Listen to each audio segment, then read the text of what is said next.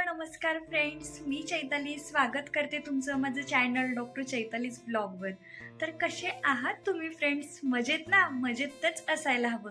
आणि आज मस्त अशी इव्हिनिंग रिलॅक्सिंग आहे आणि त्याचबरोबर माझे इव्हिनिंग रुटीन देखील मी तुमच्यासोबत शेअर करणार आहे.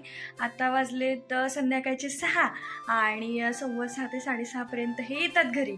तोपर्यंत मला थोडेसे एक्स्ट्राचे कामं, जे माझा पसारा थोडासा मेसी झाला आहे ते मला घर आवरायचं आहे.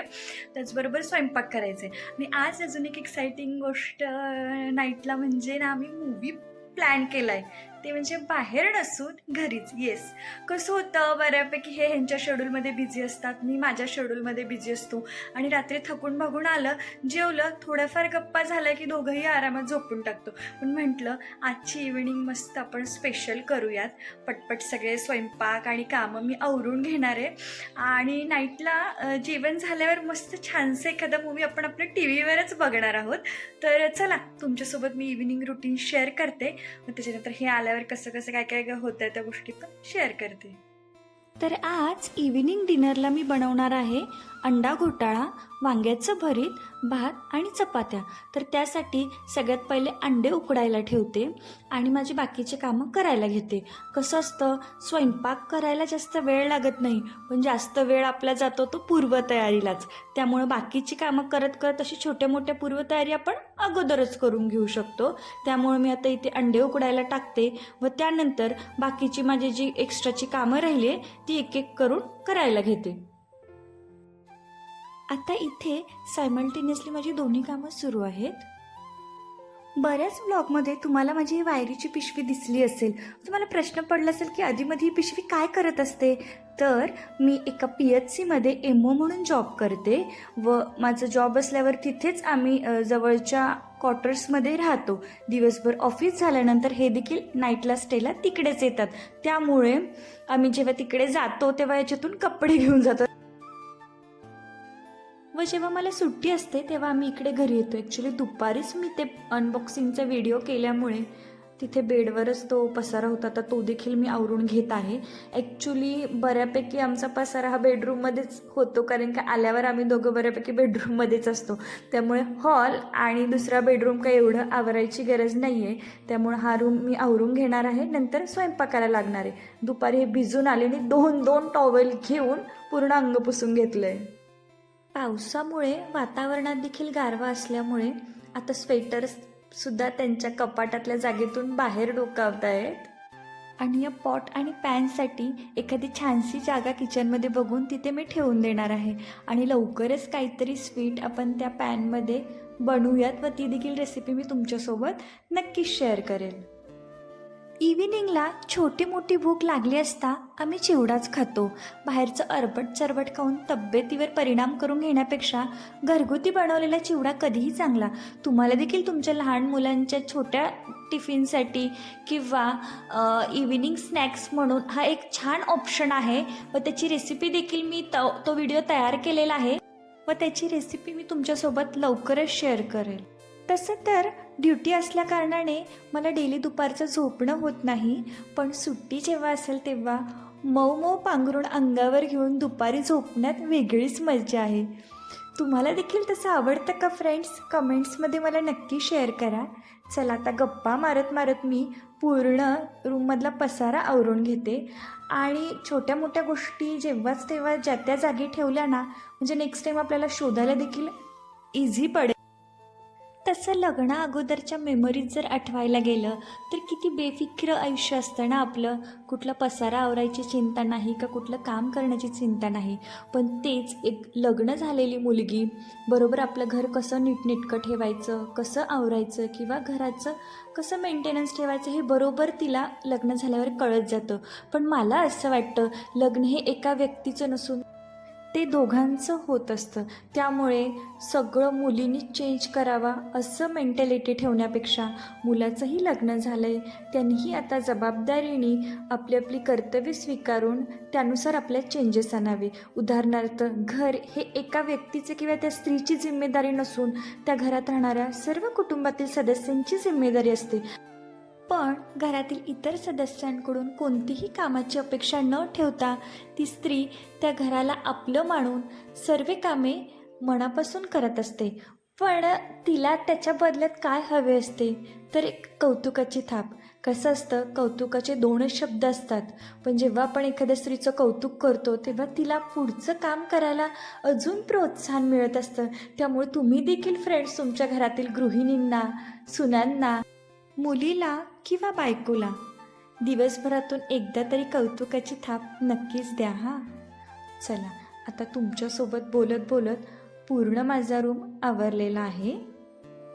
व तुम्ही देखील फ्रेंड्स, तुम्हाला पण जर माझ्याशी गप्पा माराव्याशा वाटत असतील तर कमेंट बॉक्समध्ये तुम्ही देखील तुमचे विचार माझ्यासोबत नक्कीच शेअर करू शकता.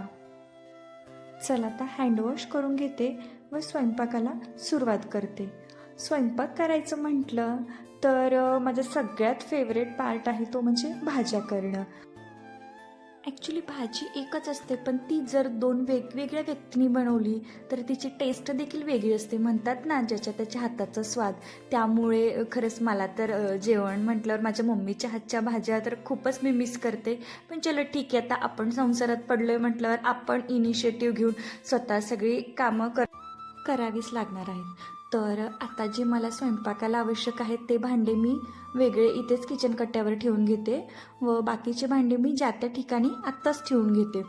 नंतर स्वयंपाक आणि जेवण झाल्यानंतर जेव्हा मी भांडे घासेल तेव्हा रिकामा टब बघून मला अजूनच कामाला एनर्जेटिक वाटेल. त्यामुळे जी ती कामं जेव्हा तेव्हाच झाली तर नेक्स्ट टाईम काम करताना लोड येत नाही. भांडे आता ऑलमोस्ट माझे सगळेच लावून झालेले आहेत. आता यानंतर स्वयंपाकाला सुरुवात करते. तेवढ्याच टिंग करून बेल वाजली. राजे ऑफिसवरून आलेत वाटतं, तर येताना दूधबॅग देखील त्यांना सांगितलं होतं घेऊन या. आणि मी काय करते, छत्र्या, रेनकोट, कुलूप व जे बाहेर जाताना आपल्याला घेऊन जायचं त्या गोष्टी शूरॅकच्या वरच्या कप्प्यात ठेवते. जायच्या वेळी तिथल्या तिथं घेऊन जाता येईल व बाहेरून आल्यावर देखील तिथेच ठेवता येईल. ते ऑफिसवरून यायच्या अगोदरच सगळा स्वयंपाक करेल असं वाटलं होतं, पण रूम आवरण्यातच एवढा वेळ गेला की तेवढ्यात ते आले. चला, आता स्वयंपाकाला सुरुवात करते. सगळ्यात पहिले तर जे कांदा, टोमॅटो, वांगं जे कट करायचं आहे ही पूर्वतयारी करून घेते व नंतर एक एक भाजीला वगैरे फोडणी घालते. तर मला वांग्याचं भरीत करायचं आहे, त्यामुळे एका बर्नरवर वांगे मधून मी 2 असं चिरून भाग करून गॅसवर भाजायला ठेवते व दुसऱ्या गॅसवर माझं अंडे देखील उकडून झालेले आहेत. आता मेन अंडा घोटाळ्याची जी रेसिपी आहे ना, त्याच्यासाठी आपल्याला 2च महत्त्वाचे इन्ग्रेडियंट्स आहेत, ते म्हणजे कांदा आणि टोमॅटो. येस, खूप मिनिमल असं साहित्यामध्ये मस्त अशी वेगळी काहीतरी रेसिपी होते. आणि अजून एक टिप तुम्हाला जर सांगायला गेलो फ्रेंड्स, तर हे माझ्याकडे एक छोटं असं गाळणी आहे ज्याच्यामध्ये तांदूळ किंवा डाळ आपण बनवायच्या अगोदर वॉश करू शकतो. पण त्याचा वापर मी जे आपण कांदा सोलताना त्याच्यावरची निघणारी फोलफाटं झाली किंवा मिरच्यांचे देठ झाले किंवा कोथिंबीरीचे देठ झाले, हे आपण तिथेच किचन कट्ट्यावर टाकल्यावर पूर्ण असं मेसी होऊन जातं. त्यापेक्षा एक सर्व हे सगळ्या त्या स्ट्रेनरमध्ये जर आपण कलेक्ट केलं तर फार स्वच्छ सुटसुटीत असं आपलं कुकिंग प्रोसिजर ही होईल. त्यामुळे मी तर असंच करते. त्याच्यातच सगळा कचरा एकाच वेळेस गोळा करते व त्यानंतर त्याच्यापासून मी कंपोस्ट तयार करते. ते सुद्धा मी काही टाकून नाही देत. ते कंपोस्ट नेक्स्ट कुठल्या तरी व्लॉगमध्ये तुमच्यासोबत नक्की शेअर करेल. वांगं भाजत असताना लहानपणीच्या आठवणींना उजाळा दिला. जेव्हा लहानपणी आजीच्या गावाला जायचो तेव्हा आजी देखील असंच वांगं चुलीवर भाजायची व त्यापासून बनवलेलं भरीत असलं एक नंबर लागायचं ना फ्रेंड्स. खरंच गेले ते दिवस पण राहिल्या त्या आठवणी. आता मी गॅसवर कढई चढवली आहे, त्याच्यामध्ये तेल ॲड करून मी पहिले कांदा टोमॅटो भाजून घेणार आहे. आता इथं चमचा शोधायची माझी घाई गडबड सुरू होती. त्याचबरोबर किसणी देखील मला सापडत नव्हती.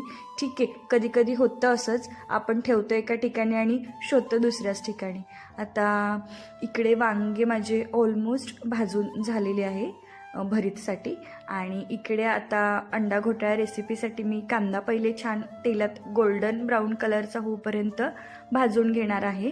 आणि पूर्णपणे कांदा भाजून झाल्यानंतर त्याच्यामध्ये आपल्याला टोमॅटो ॲड करायचा आहे.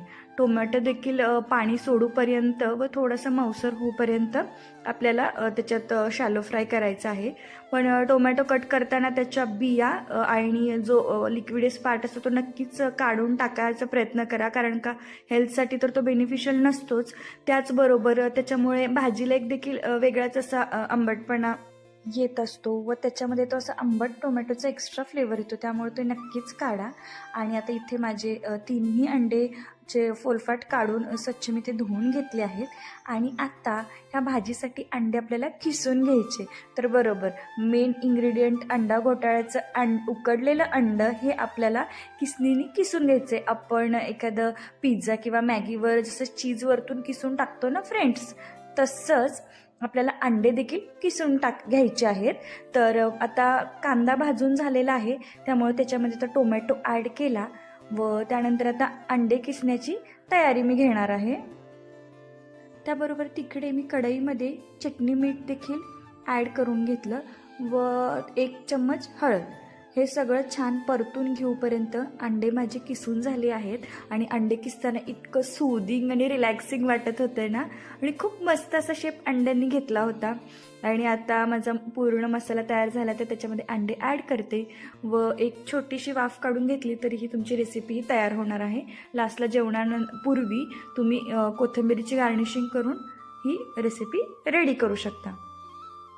आता भाजीची फोडणी झाल्यामुळे तिला दुसऱ्या गॅसवर शिफ्ट करते व ह्या गॅसवर मी चपातीची तयारी घेते. तसं तर दोघंच असल्यामुळं फार काय नाही, 4 चपात्याच कराव्या लागतात, पण तरी पण सगळ्या गोष्टी आपल्याला दोघांचे जरी झाल्या तरी येतातच.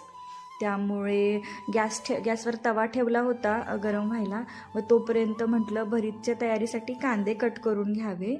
पण कांदे कट करण्यासाठी वेळ माझा हळूहळू जास्त जात होता, त्यामुळं म्हटलं चला कांदे तर जास्त वेळ घेत आहेत, त्यामुळे एकच कांदा कट करून ते बाजूला ठेवून देणार आहे मी आणि चपातीला घेणार आहे, कारण का माझा तवा छान असा तापलेला आहे. त्याचबरोबर चपातीला आपण जे पीठ लावतो ना, तर मी एक असा डब्बाच केलेला आहे. त्यामध्ये मी असं सुकं पीठ काढून ठेवते, जेणेकरून आपल्याला चपात्या करताना लागतं तेवढं आपलं यूज होतं. त्यानंतर झाकण लावून तो डब्बा ठेवून दिला की नेक्स्ट डेला आपल्याला बरोबर तो युजफुल ठरतोच. व रोज उठून मोठ्या डब्यातून पीठ घेऊन ते एका प्लेटमध्ये घेऊन यूज करा. पुन्हा ते चपात्या झाल्यावर ते पीठ डब्यात टाकून ती प्लेट घासायला घ्या. तर असं रोज एक्स्ट्राची प्लेट पडण्यापासून तर मी वाचवण्याचा हा जुगाड करते. व चपात्या माझ्या आता पटपट करून घेते. त्यानंतर आता ह्यांचं देखील काहीतरी ऑफिसचं वर्क चालू आहे व ते लॅपटॉप घेऊन बसले आहेत त्यांचं काम करायला. आणि चपात्या माझ्या झाल्यानंतर थोड्या वेळसाठी लाईट गेली होती, तेव्हाच मी कुकर लावला आणि बाकी सगळं स्वयंपाक रेडी झाला व आम्ही जेवायला घेतलं. आणि तुम्हाला बोललो होतं ना फ्रेंड्स मूव्ही बघणार आहे, तर येस, जेवता जेवता आम्ही हा मूव्ही बघत होतो. तर जो शॉट तुम्हाला दिसतो आहे टी व्हीवर, तर तो कुठल्या मूव्हीचा आहे मला कमेंटमध्ये तुम्ही नक्की सांगणार आहात. सुट्टीच्या दिवशी घरातलं जेवण आणि टी व्हीवर असा छानसा मूव्ही, खरंच बेस्ट असतं हे कॉम्बिनेशन. पण ड्युटीच्या वेळी मात्र आम्ही क्वार्टर्सवरच टिफिन मागवतो आणि जेवण करतो. पण जर त्यावेळेस जर एखादी इमर्जन्सी आली तर जेवण अर्ध्यावरच सोडून इमर्जन्सी मॅनेज करायला जावं लागतं किंवा पेशंट बघायला जावं लागतं. पण तेव्हा जेव्हा आपण पेशंटला स्टेबल करत असतो, पेशंट देखील त्रासात असतो, पण त्यांचे जेव्हा रिलेटिव्ह म्हणतात ना की घाबरू नकोस डॉक्टर आहे, खरंच ती इतकी बेस्ट कॉम्प्लिमेंट असते की आपल्यामुळं कोणाच्या तरी चेहऱ्यावर हसू येत असतं आणि अनोळखीसुद्धा व्यक्ती आपल्यावर एवढ्या डोळे झाकून विश्वास ठेवतात. त्यामुळे आपण केलेल्या कामाचं समाधान तर वाटतंच, पण जर जेवणात जरी डिस्टर्बन्स झाले तरी जेव्हा पेशंटला ट्रीटमेंट दिल्यानंतर त्याची जी स्माईल आहे ती आपल्याला सगळं त्याचं थकवा जो आहे तो आपल्या कामाचा निघून जात असतो. चला आता पिक्चर बघत बघत आम्ही आमचा डिनर तर एन्जॉय करतोच, पण आजचा व्लॉग कसा वाटला मला कमेंटमध्ये नक्की शेअर करा. जर माझ्या चॅनलवर नवीन असाल तर सबस्क्राईब करा आणि त्या बाजूचे बेल आयकॉन दाबायला विसरू नका, म्हणजेच माझ्या चॅनलवर येणारे नवनवीन व्हिडिओ तुम्हाला बघायला भेटतील. त्याचबरोबर लाईक करा, शेअर करा. ओके देन, भेटूया अशाच पुढच्या इंटरेस्टिंग व्लॉगमध्ये. तोपर्यंत बाय बाय फ्रेंड्स.